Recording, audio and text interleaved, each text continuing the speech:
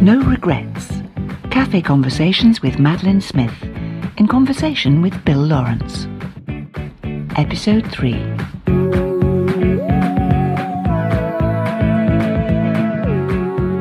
And in this episode, Maddie takes another deep dive with me into her life, talking about childhood acting and first professional comedy roles, studio audiences and canned laughter, funny men being serious, and the masters of comedy, Leslie Phillips, Bernard Cribbins, Frankie Howard, Morecambe and Wise, the Two Ronnies, and Arthur Lowe.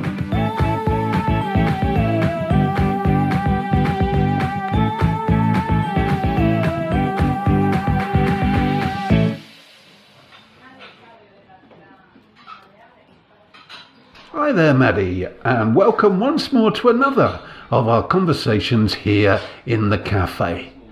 And this time I'd like to start off our chat by asking you, what does comedy mean to you? It means everything, Bill. Without laughter, I actually couldn't have got through.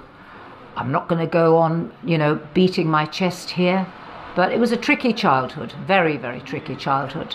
I think a lot of people's childhoods were very tricky in the 1950s. We'd just come out of the war. There wasn't much to laugh about. And I don't know why, I don't know how, but I was a laughing child. And almost starting in the playpen, almost starting with the fact that I became incredibly fat because I didn't walk. And there are photographs of my dim, laughing face, a smile hardly emerging from the fat folds. And my father was so desperate that I didn't walk that he lured me with a tube of Smarties. And it wasn't enough that I could shuffle on my behind to get the tube of Smarties. I actually raised myself off my, shall we say, porcine, pig-like self and walked towards my father and snatched the tube of Smarties. And I was very nearly 2, and boy was I big. I was roly-poly, is putting it politely. And you can already see that I'm wreathed in smiles, and it just seems to be part of my makeup. When I was about 8, I suppose, 7 maybe, my rather difficult dad, I'm not going to start saying what an adorable person he was. He was very difficult. I loved him to pieces, but he was very difficult. But my goodness, he made me a shop and a doll's house. And I had a best friend, and I love her to pieces, and I still love her to pieces, and her name is Annie. And when Annie used to come to tea, we played with the doll's house and the shop.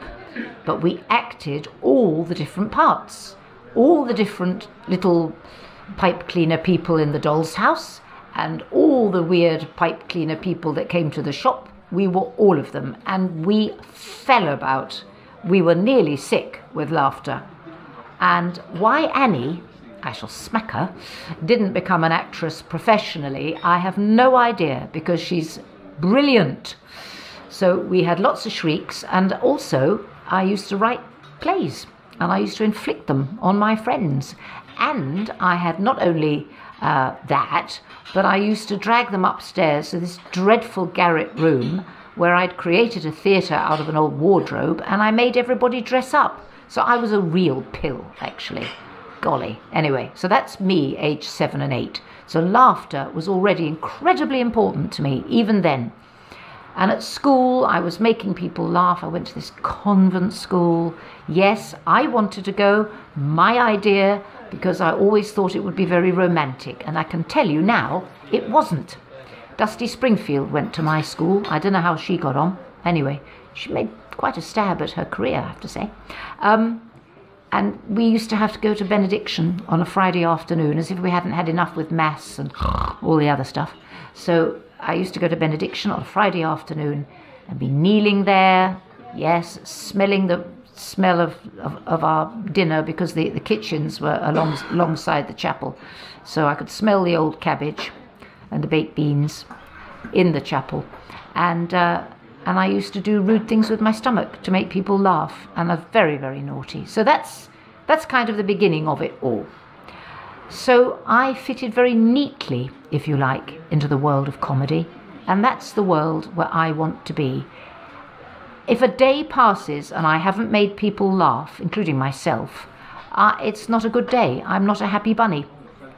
So I guess my first professional comedy was with the wonderful Bernard Cribbins, and I was terrible in it, but I sat in awe and watched Bernard and Carmel McSherry and Terence Brady and his wife Charlotte, and I was open-mouthed.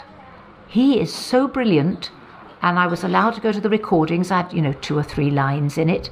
I was allowed to go to the recordings, and, well, I thought I'd gone to heaven. That was Thames Television, 1968. Might have been the beginning of 69. I don't want to have a debate about this. And then in 1971 came the turning point for me, which was that I got a part with Arthur Lowe, the master of all things comedy in the world that ever has been and ever will be. That man and his timing and his face, and the fact that he doesn't pull his face in all different directions, and he doesn't laugh at his own jokes, and the way that he waits for the laugh, and everything about that man is heaven. So I did 5 episodes of a series called Doctor at Large, and I played his daughter. And again, we did it with a live audience. And a lot of actors don't like doing comedy or situation comedy with a live audience, and I love it. I need an audience. I don't know why. I always have. I guess I like showing off, really. So I'll just stop you there, Yeah, Maddie. please do, Bill. That's a really interesting point to say that not all actors like a live audience. Why do you think that is? Do they just feel that there's no room for mistakes, or that the audience are unpredictable? What is it that they are uncomfortable with? Right, well, I can answer that immediately. They don't know if they're playing to the camera, and they don't know if they're playing to the audience. Which is it? You've got to forget about the camera, and you've got to play to the audience. Many, many actors find that far too confusing, and it makes them actually ill with terror. Now, I hadn't been warned about it. I'd never given it any thought, and because I'd already had the experience with Cribbins, I thought a live audience was just the best thing in the world. They're only tiny, and they're behaving themselves. They've been warmed up by the warm-up man. They've been told to laugh. Even if you don't find it funny, you've got to laugh, and he's making gestures in the background, and they're told to clap when they clap. I mean, they have to behave themselves. So, however, I don't mind that at all. Not in the least. I just love it. I love the smell of the studio. I love the look of the audience. As I say, I don't know. Is it me showing off? I don't know. I do remember that a very nice director, actually, who's done one heck of a lot, did come to me when we were recording Casanova 73, Leslie Phillips and myself, and he came up to me halfway through, and he said very unfairly, I think, "Madeline, you're treading on all the laughs." Well, I've seen it several times now, and I didn't tread on any laughs, and again, that was his nervousness. So it's very difficult to know whether you carry on going or whether you wait for the laughs when you've got a live audience and the camera. And after all, there is something called editing. So he was being a bit naughty. But again, as I think I've said elsewhere, I've learnt to realise that I'm not the only person that's suffering from nerves. The director and his job are probably a lot more important than I am, and he's trying to save his skin or her skin, and the nerves are his, not mine. And that's something that I've learnt to deal with. You know, as I've gone through my very long life, I've realised that. Anyway, I didn't take any notice, and that was a separate programme, but I will just say Leslie Phillips is heaven.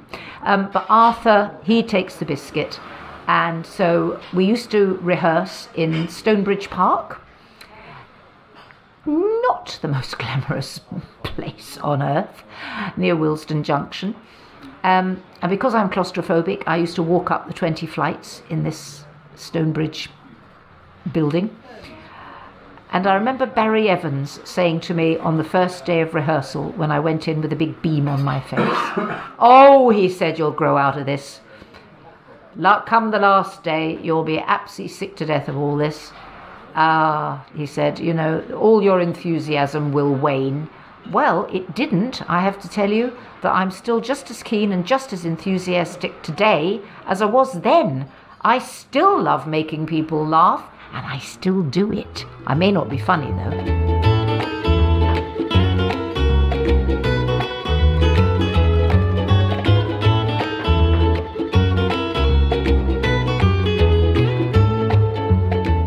Always been intrigued. Do the television editors or the directors turn the laughter up or down? Were you aware that they could do that? Would they say, well, in the edit we can put a laugh in here using a sort of canned laughter, I think it's called, isn't it?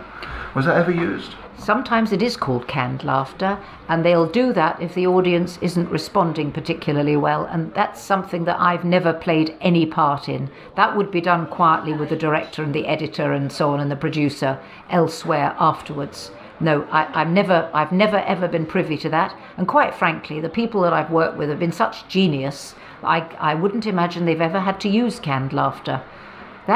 The Americans tend to use that, and they use it far too much, in my opinion, because you can tell. The other thing I'd like to ask you is that a lot of people talk about comedians in real life aren't very funny people. They can be funny when they are required to be, and can actually be quite morose people. Yes. And the opposite of what you'd expect. Were people like Arthur Lowe like that, or was he quite a funny man in real life? No, Arthur was quite serious, actually, and he told me that, you know, you must never ever over-rehearse. And he would take me by the hand and he'd say, "Right, that's it, at lunchtime, we're going home now.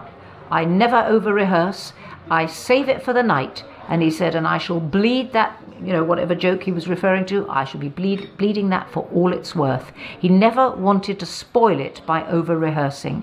And indeed, he was proved absolutely right. And I'm thinking of a particular sketch where some tadpoles were frozen into the ice cubes. Absolutely hilarious. I can't remember the total plot here, but obviously when the ice cubes are put into the gin or whatever, obviously the tadpoles thaw, yes. So I do remember that a very, very young David Jason played the tadpoles or the frogs coming to life, and he did the gribbet noises off stage, or off camera actually.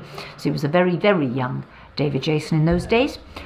So I've known them all really, even almost in their nappies. So anyway, so to get on with this, so that was my first wonderful thing. And dear Barry Evans, who was really quite jaded by that time, which made me very sad. And the full answer to Bill's question is, Arthur was not funny in real life. He was very serious. Frankie Howerd certainly wasn't funny in real life. He was very serious.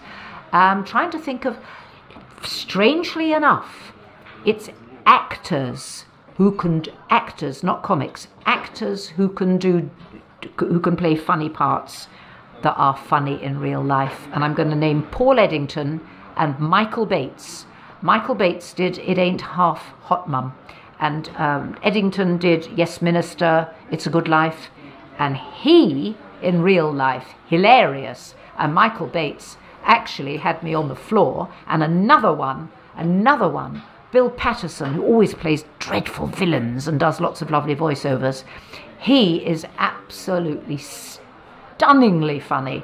I did a radio play with him, and we had to be inmates in a lunatic asylum as sort of voices off in one scene, and I was nearly sick. When I say that, I actually mean that quite literally. I laughed so much that I was ill, in paroxysms of it, hiccuping and everything.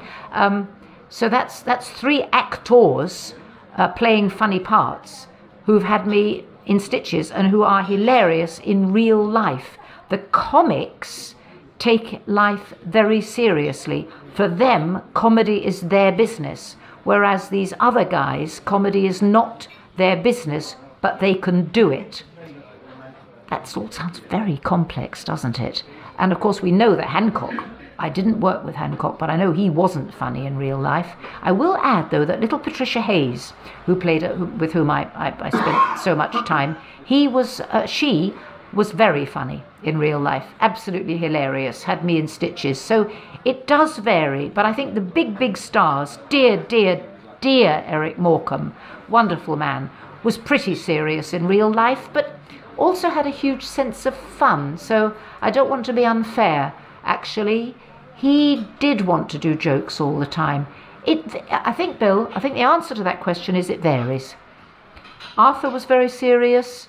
Frankie Howard was very serious. But it's not a rule. It's not a rule. It varies.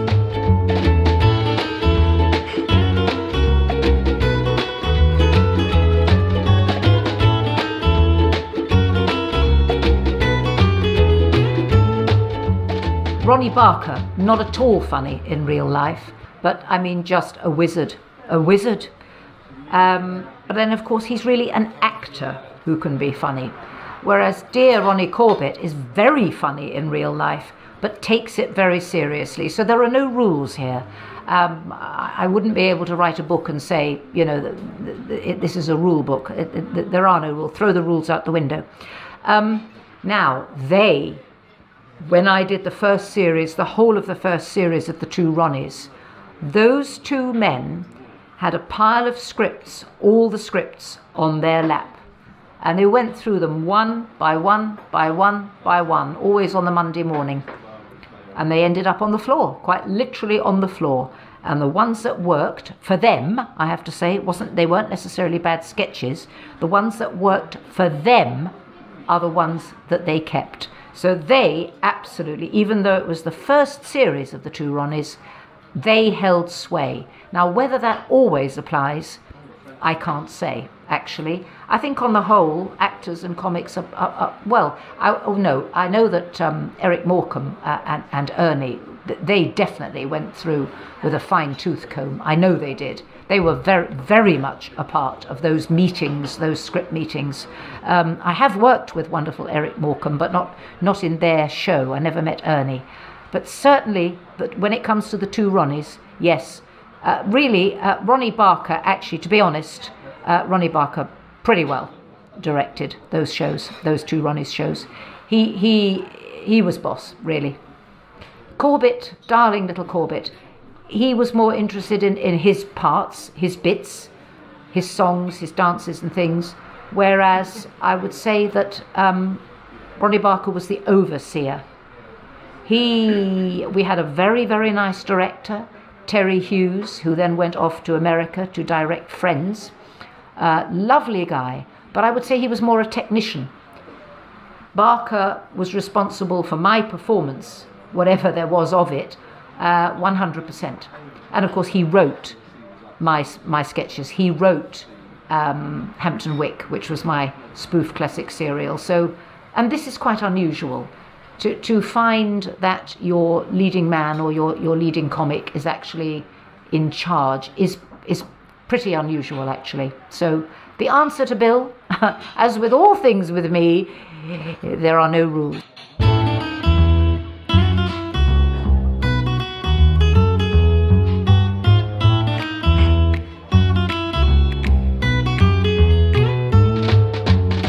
These people were at the top of their game. They're the masters of comedy. Did they themselves realise how funny they were? Well, I think Leslie Phillips, with whom I did the Casanova, I think that Leslie Phillips was very aware of his own talent. He didn't seem like an insecure chap to me at all. Just great, very integrated personality, I would say. Frankie Howard, on the other hand, I would say I'm going to use the word desperately insecure. I worked with Frankie many times, and I don't think he was ever secure in himself at all. I think he was always shaking with terror. I did a theatre play with him, and he always morose, worried, nervous that the audience didn't like him, that he wasn't funny. And I think partly that's one of the reasons that he was always chasing young men. I don't think it was necessarily a sexual thing. I think that it was a sort of comforter, a dummy. Ooh, maybe I shouldn't say that. But it was, you know, it was a teddy under the arm, quite literally. It was enormous insecurity with Frankie. I don't believe that Frankie ever gave me the impression that he was ever sure that he was funny or popular or anything, and by gum he was. He was totally adorable, but very, very nervous, sweaty, pasty, frightened, that dreadful toupee that he wore. He was never really happy to be himself when performing. I would say of Frankie, no. I don't want to go too deeply into it because obviously I wasn't intimate with him, but he never gave me the impression of being a secure person or secure in what he did. Arthur definitely was secure in what he did, and that's the reason that he said to me, I never like to over-rehearse. And of course he honed his craft by immediately he'd finished whatever he was doing, whether it was Dad's Army or whatever, he'd go out into rep, and always with his wife. So he was always, I believe he actually died, not necessarily on stage, but while performing. Some very, very sad story. I think that he was a very, very secure person, was Arthur. He worked himself to death because he never said no to anything, and that would be the same story for Eric Morecambe. I believe that Eric and Ernie were very secure about their own ability. I think that they weren't always secure about the substance of the program or whether the script lived up to what they were able to do. So again, it's very, very variable, as with all things. I'm trying to think of other comics I've worked with. Bernard Cribbins is a very secure man, very secure of what he does. He knows he's darn good. He's a wonderful singer, actor. He's an all-rounder. I mean, he is most unusual, actually, Bernard Cribbins. He's got a wonderful way with children, too. He does fantastic storytelling. So he's almost a unique and surviving talent. I mean, he's still doing it. So, yeah, I think, again, I'm really boring in this way, but I think it differs. And I think that probably the most secure are the actors who can do comedy. Rather than perhaps some of the comics. Certainly, by reputation from my friend Patricia Hayes, certainly Hancock was never secure. And again, I think that those lovely characters. I did one half day in Carry On Matron. Certainly Hattie Jakes seemed like a very secure lady, and Barbara Windsor. I think Kenneth Williams, whom I encountered on one occasion, I think he was a very insecure guy. There's insecurity for you. He got by being profoundly rude to me, and not only to me, but to many people. And that sort of got him over the hump. By being foul to people, he felt better.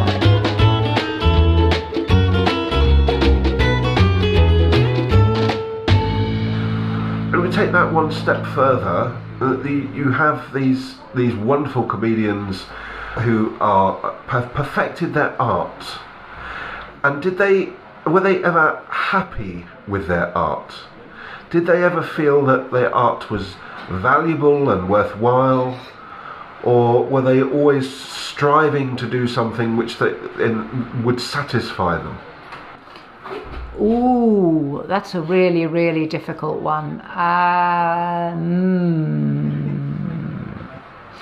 I think, again, it's about talent. I think maybe, and it's not for me to judge, I think perhaps the more insecure, perhaps in certain cases the slightly less talented ones are more insecure and less satisfied, always striving for perfection and never quite getting there.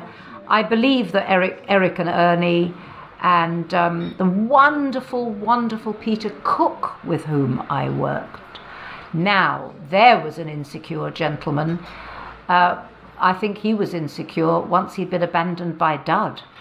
Then he became insecure. I think when they were a double act, I think they were very secure. But then he went off and wanted to become a famous actor in America, and I think that Peter tried it and it didn't work. Oh yes, my experience with Peter Cook was that he told me that he was dreaming about murdering Dud. So I think he felt very, very insecure from that moment on. That was really quite something for that gorgeous man to say that to me. Now, he was somebody who made me laugh until, again, I was completely incapable. Anybody that can make me laugh like that is my friend forever. For me, and I will say it again, and it's really how I started this whole segment, for me, laughter is the most important thing in life. Whether you're in a hospital bed, if somebody can make you laugh when you're feeling like shit, that's the greatest gift. Laughter for me is the most important thing in life. Without it, I could not have got by.